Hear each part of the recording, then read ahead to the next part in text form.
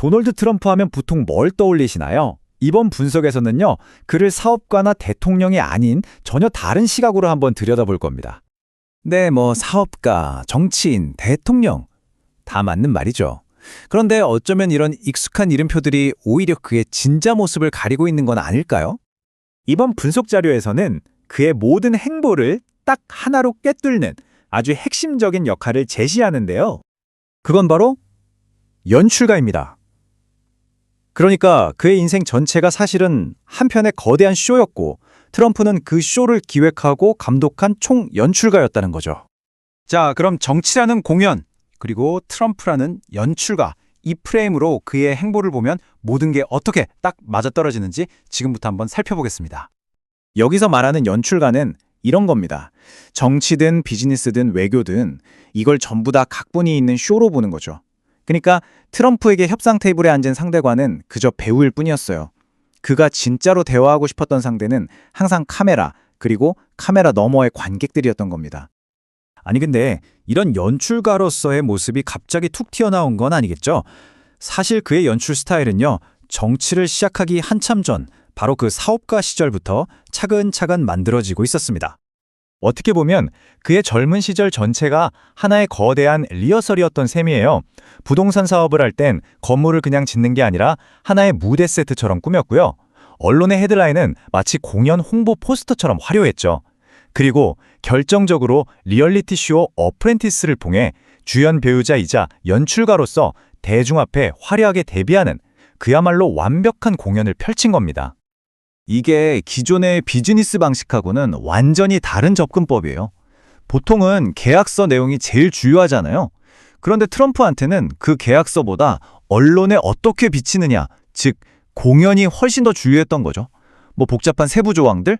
그게 아니라 사람들 눈에 딱 박힐 한 줄짜리 헤드라인이 그의 목표였습니다. 그리고 그 방식에 정점을 찍은 게 바로 이 한마디 You're fired 였죠. 넌 해고야. 이건 그냥 사람을 자르는 말이 아니었어요. 카메라 앞에서 가장 극적인 순간을 만들어내고 사람들 머릿속에 자기 이미지를 확실하게 각인시키는 정말 기가 막히게 계산된 한 장면이었던 겁니다. 자, 이렇게 어프렌티스라는 무대에서 대성공을 거둔 그는요, 대통령이 되면서 자신의 무대를 전 세계로 넓힙니다. 그의 외교는 그래서 정책이라기보다는 이벤트에 가까웠어요. 마치 영화 예고편처럼 지루하고 복잡한 협상 과정은 싹 다 편집해버리고 대중에게는 가장 극적이고 멋진 장면만 딱 보여주는 거죠. 예를 들어볼까요? 우크라이나 전쟁을 하루 만에 끝낼 수 있다.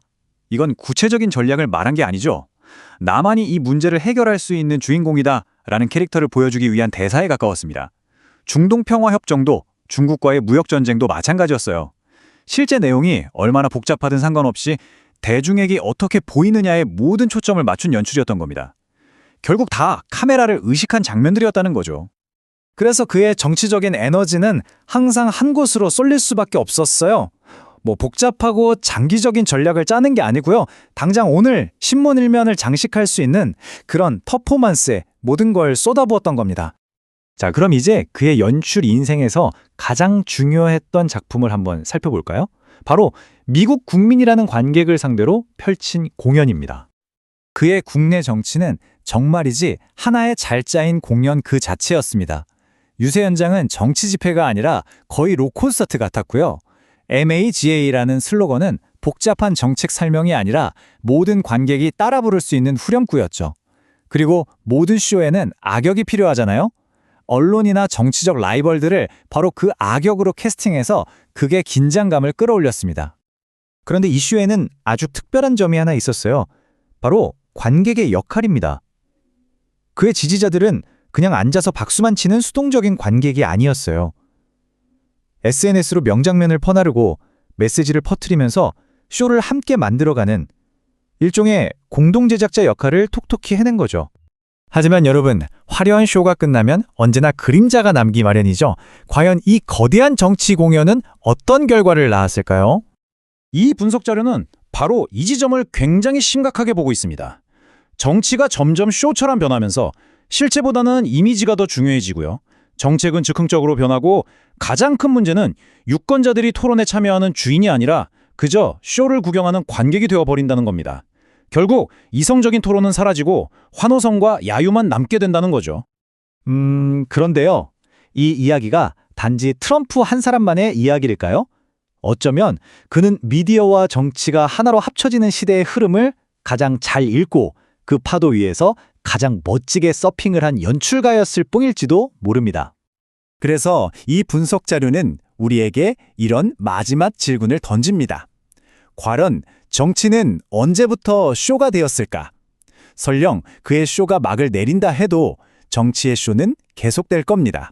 어쩌면 우리는 이미 누가 연출하는지만 다를 뿐 거대한 정치 극장 속에서 살아가고 있는 건 아닐까요?